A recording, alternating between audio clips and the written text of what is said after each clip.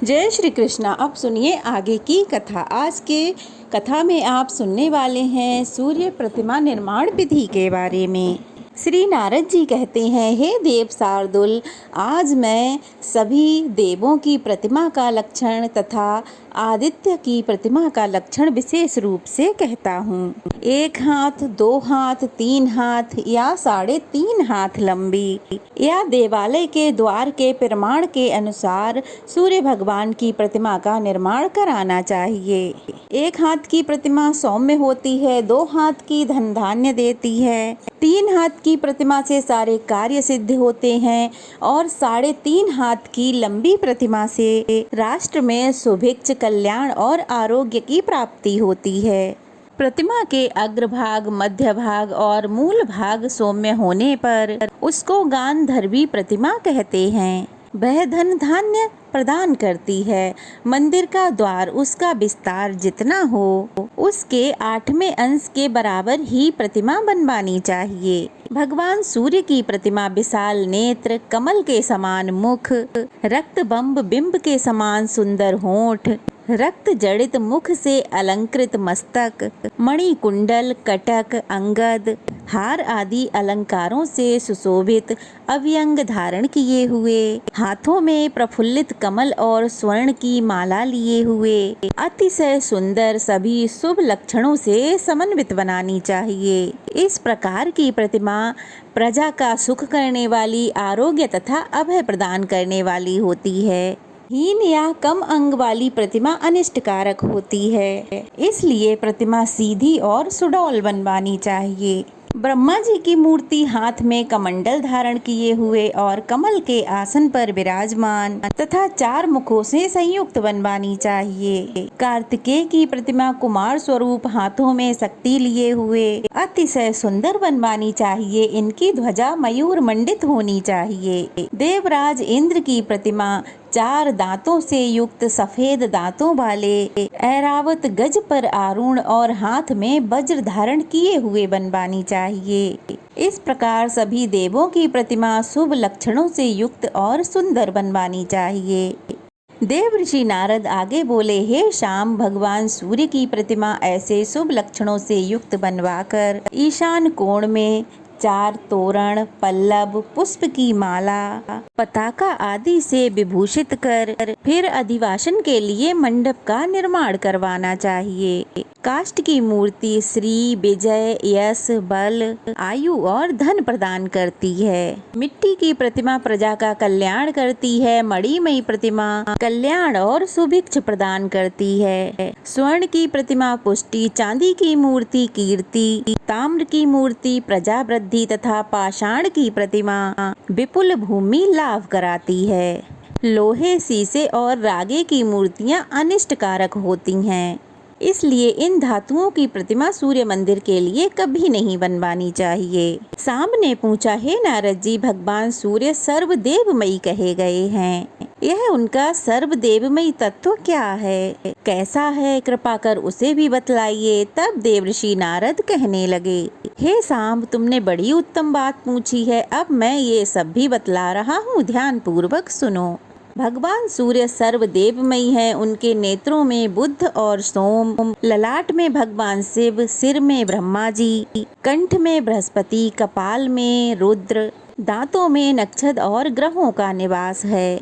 ओठों में धर्म और अधर्म, जीभा में सर्वशास्त्रमयी देवी सरस्वती विराजमान हैं। कणों में दिशाएं और विदिशाएं, तालु देश में ब्रह्मा और देवराज इंद्र स्थित हैं। इसी प्रकार भूमध्य में 12 आदित्य, रोमकूपों में सभी ऋषिगण, पेट में समुद्र, हृदय में यक्ष, गंधर्व, किन्नर, पिशाच, दानव और राक्षस गण विराजमान हैं। भुजाओं में नदियां, कक्षों में वृक्ष, पीठ के मध्य में मेरु, दोनों स्तनों के बीच में मंगल और नाभि मंडल में धर्मराज का निवास है।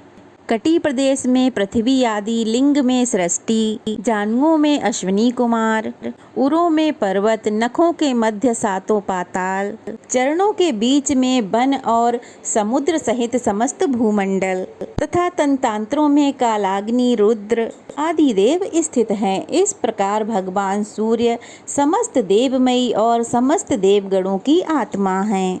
जैसे वायु से सारा संसार व्याप्त है, वैसे ही इनसे चराचर जगत व्याप्त है, क्योंकि वायु भी भगवान सूर्य के विविध अंगों में स्थित रहती है। ऐसे ये भगवान सूर्य समस्त प्राणियों पर अनुग्रह करने के लिए सदैव तत्पर रहते हैं। देव ऋषि नारद बोले, शाम, अब मैं अधिवासन विधि कहता हूँ, सुनो। पवित्र भूमि को गोबर से लीप कर 5 रत्नों से युक्त चतुरत्न मंडप की सुंदर रचना करें। पताका, ध्वज, छत्र, तोरण, पुष्पमाला आदि से उसे अलंकृत कर मंडप में कुशा बिछाएं और सूर्य देव की मूर्ति की स्थापना करें। भगवान सूर्य की आराधना कर उन्हें अर्घ दें। मधु, पर्ग आदि वस्त्र, यज्ञोपवीत आदि से पूजन करें।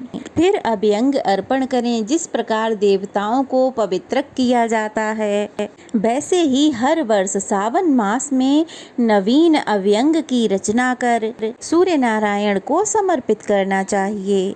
इनका यह अभ्यंग है। नवीन अभ्यंग अर्पण करते समय ब्राह्मणों को भोजन कराएं। भगवान की प्रतिमा को सुगंधित द्रव्यों से उपलिप्त कर पुष्पमाला अर्पित करें, धूप आदि दिखाएं। नमः संभवाय इस मंत्र से भगवान की प्रतिमा को सैया पर शयन कराएं। संपूर्ण कामनाओं की पूर्ति के लिए इस प्रकार 5 दिन, 3 दिन या फिर एक ही रात्रि प्रतिमा का अधिवासन करें। देवालय के ईशान कोण में उत्तम स्थान के मध्य में कुशा बिछाकर वहां शुक्ल वस्त्रों से सुसज्जित सैया रखें और सिरहाना पूर्व मुख रखा जाए। उसी सैया पर भगवान सूर्य की प्रतिमा को शयन कराएं। उनके दाहिने भाग में निक्षुभा, वाम भाग में रागी और चरणों के पास दंडनायक तथा पिंगल को स्थापित करें। उस रात्रि में सूर्य नारायण के समीप जागरण करें। बंदी चरण से स्तुति, गीत, नृत्य आदि उत्सव कराएं। प्रभात होते ही ऋग्वेद के विधान से प्रतिमा का उद्बोधन करें और स्वस्ति वाचन पूर्वक भगवान की पूजा कर ब्राह्मणों तथा भोजकों को हविष्य पात्र भोजन कराएं और उन्हें दक्षिणा देकर प्रसन्न करें। अनंतर मंदिर के गर्भगृह में पिंडिका के ऊपर 7 अश्वों से युक्त स्वर्ण का रथ स्थापित करें। फिर सूर्य नारायण को अर्घ देकर मंगल वाद्यों से जलधारा गिराएं। फिर उत्तम मुहूर्त और स्थित लगन में प्रतिमा की स्थापना करें। प्रतिमा का मुख नीचे, ऊपर या अगल बगल तिरछा ना हो, बल्कि सीधा और एक समान रहे। भगवान सूर्य की प्रतिमा के दक्षिण भाग में तथा वाम भाग में निक्षुभा तथा रागी की प्रतिमा स्थापित करें। फिर मोदक, पायस, कुसर आदि से इंद्र आदि 10 दिग्पालों का आवाहन और पूजन कर उन्हें बलि समर्पित करें। इसके बाद स्तुतियों और विविध उपचारों से सूर्य नारायण का पूजन कर ब्राह्मणों और भोजकों को भोजन कराएं और उन्हें दक्षिणा दें। इस प्रकार भक्तों द्वारा भक्ति पूर्वक भगवान की प्रतिमा को स्थापित करने से वह उनकी सभी प्रकार की सुख समृद्धि में वृद्धि करती है और उसमें भगवान सूर्य का नित्य सानिध्य रहता है। सूर्य की स्थापना करने वाला पुरुष मोक्ष प्राप्त करता है और उसे अगले 7 जन्मों तक आदि व्याधियां भी नहीं सताती। 3 दिनों तक प्रतिष्ठा के उत्सवों में सम्मिलित रहने वाला व्यक्ति सूर्य लोक को जाता है। सूर्य भगवान की प्रतिमा की स्थापना करने वाले व्यक्ति को 10 अश्वमेघ और 100 वाजपेयी यज्ञ का फल प्राप्त होता है। मंदिर की ईंट जब तक चूर्ण नहीं हो जाती तब तक मंदिर बनवाने वाला पुरुष स्वर्ग सुख भोगता है। सूर्य मंदिर के जीर्णोद्धार करने का सुख इससे भी अधिक है। जो पुरुष मंदिर का निर्माण कराकर प्राणियों की सृष्टि, स्थिति और प्रलय के हेतुभूत सूर्य श्रेष्ठ भगवान सूर्य की प्रतिमा स्थापित करता है, वह संसार के सभी सुखों को भोग कर 100 कल्पों तक सूर्य लोक में निवास करता है।